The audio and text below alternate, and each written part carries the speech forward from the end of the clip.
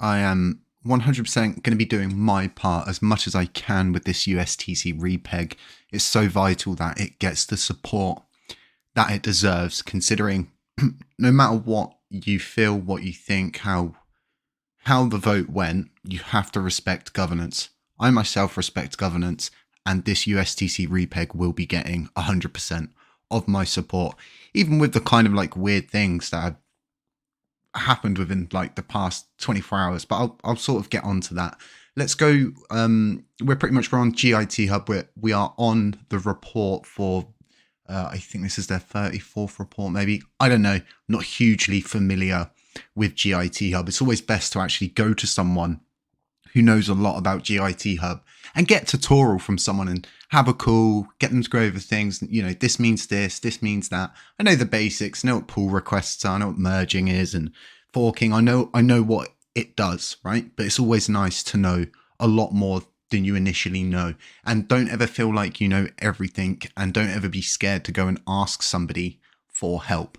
So this looks good. Apparently, according to them, they're ahead of schedule. We'll be getting over to their dashboard, which they've got shared, and you can sort of see the tasks they've got at hand. You can see what's been completed, and you can see what is going on.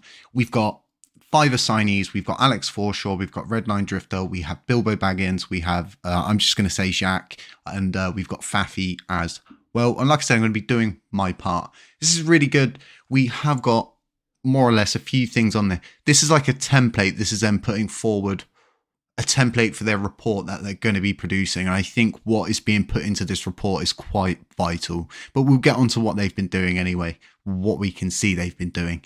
The new mechanism here is how we plan to modify the USTC mechanism to lock, burn, tax, etc. on chain. We're going to get a basic explanation, and we are going to get diagrams. I'll do my best to break those down and butcher them into the most simplified kind of like just ways that I can possibly do it. But this is going to be a lot more complex than anything that we've ever realistically gone through as a community. There's a lot to this REPEG.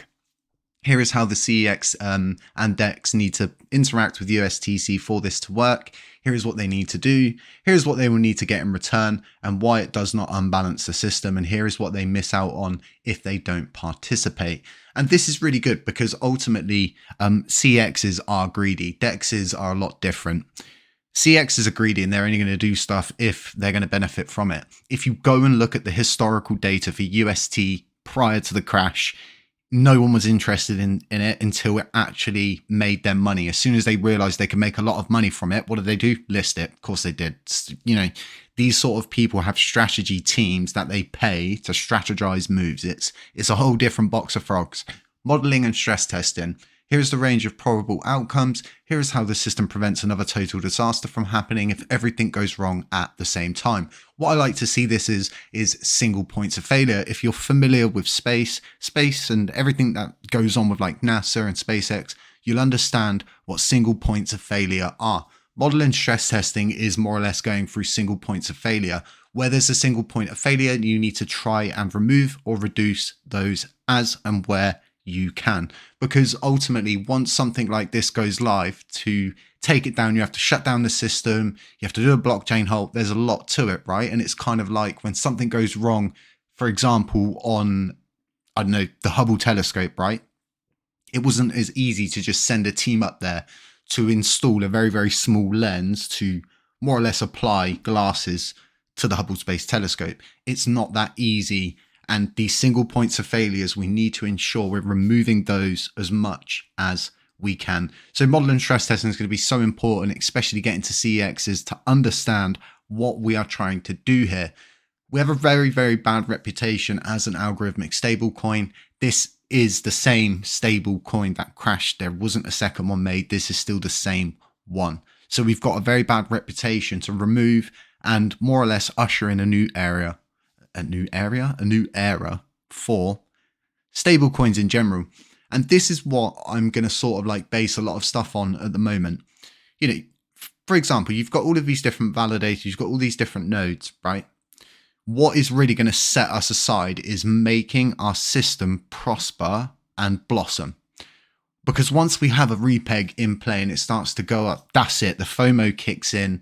You know, a lot of different stuff starts to happen. We can tinker around with the market module and things like that. So the conclusion is the Lunc community is starting to create an exciting new product narrative that cleans things up.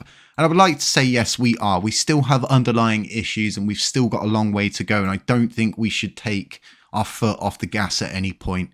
And you know, they're saying we have a good chance of being useful and won't go horribly wrong. Don't miss out. And I think, you know, a lot of people are going to miss out until it's moving, until they start to see this repeg actually happening. And it's called proof in the pudding kind of thing for me. Like, you want to see substantial evidence to show you that this is happening. And I think until that happens, the FOMO is really not going to kick in that hard. Now, we have got this this dashboard, and one thing I know about GitHub is it's best that you can see what everybody's doing, regardless of what's on these boards, what's on these reports. If you go into different people's accounts, from what I know, from what I've researched, and from what I've been told from other people, it's best to be able to see what they're doing, what they're contributing, where they've contributed previously, and, you know, the sort of things that they've been up to. It's like a health report, I've been told, and it's more or less a report card as well to show if someone's played naughty somewhere else and done something. You know, it's evidence to show that these people are who they say they are. From what I've been told, I could be wrong, and my research could be completely wrong, but I don't think it is. Now, from what I've been told, and the best things to look for in a team is that they're doxed, you know who they are, especially when we're talking about billions of dollars, and you're able to see what everybody's doing. Now, in here, it does mention that this whole thing it's designed to update without disclosing sensitive or confidential discussions which may be ongoing. So that could be why certain people do have things as their activity private. And, you know, I did go and ask, I'm not going to name the person, I went and asked someone on this team why that would be private, and it was as if I just accused them of like being a bad actor, doing loads of naughty stuff, and they completely blew up on me to a point of where I was like, you know what, I'm just gonna have to block them because they were completely misunderstanding me asking, you know, why would you have this? Is this private because you're trying to hide this sensitive information? I was linked this by the L1 team. I guess they wanted me, the Quant team. Gosh, so many teams that we're paying, right?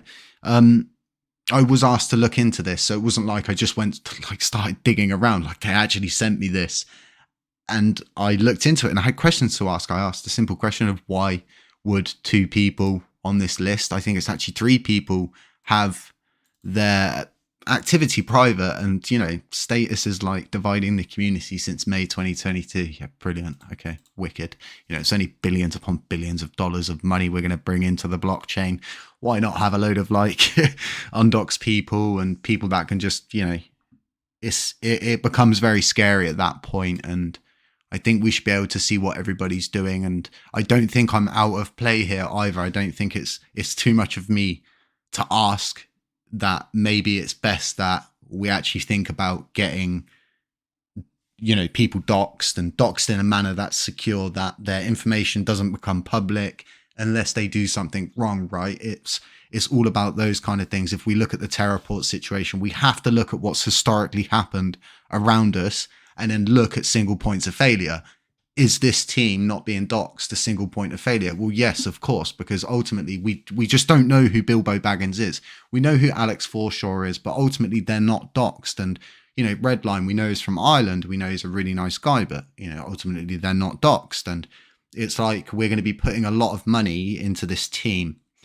And we as a community have a responsibility to also remove these single points of failure. But this is really good. A lot of good stuff here. Like I said, you can go over to this dashboard and you can see all of the different things that are in progress. They've got divergent protocol specifications. We've got all sorts of different things going on. We've got a lot of stuff done. So hopefully we keep checking back on this. I'll leave links to all of this in the description because I know a lot of people are going to want to go in and dive and look at this stuff and have a good read so they can do their own research sort of thing. But yeah, very, very interesting scenario that played out last night. I felt like very strange, like I was being made out to be like the bad guy when I just was simply asking for like an education lesson on why you would have that private. Is this a security thing?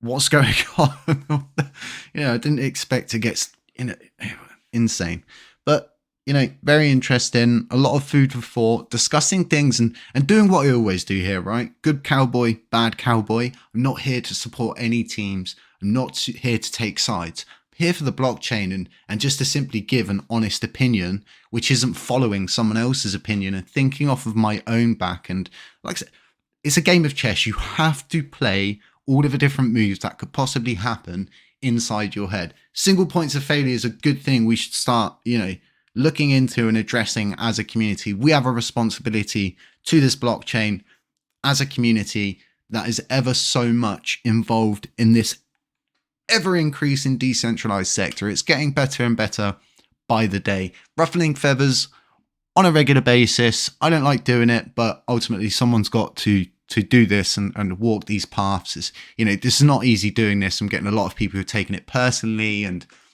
it's insane. None of this is personal. It's for the blockchain. Everything I'm doing is to backfeed into governance, ensure we have a secure sector moving forward, and not a sector that ends up being built for someone to pull a rug pull on us once we've restored all of the money back into something. We've got to be dead careful what routes we walk and where the trapdoors are and who's really building this sort of sector that we're involved with. And even with the L1 team, right? I think it's time that they are doxed in a manner. And if you go and look at like secure doxing, you don't dox yourself like, oh, this is my name, this is where I live. Your information is taken by a company that you pay to do it. In the event that it's proven that those people have been bad actors, then their information is released, not to the public, but to the police. And it's a whole different thing. And it's just like, we need to take these more professional approaches and people to stop. Like, some people say that I'm emotional and, oh, you're just judging them because of what they've done previously. Well, yeah, that's how things happen, right? If you were a bad kid at school and, you were getting a bad report card, you weren't going to go into all your other classes and the teacher go, oh, look, here he is, the real good guy. Look, you're such a good guy. Give me your report card. Look, yeah, perfect.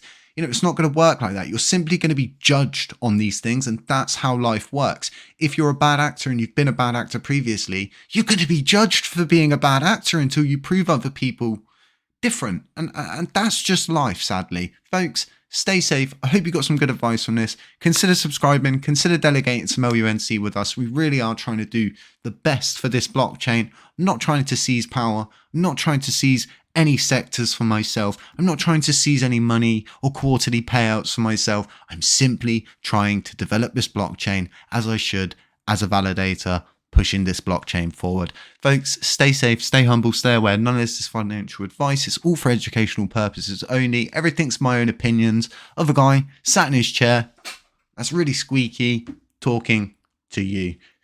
Catch you in the next one.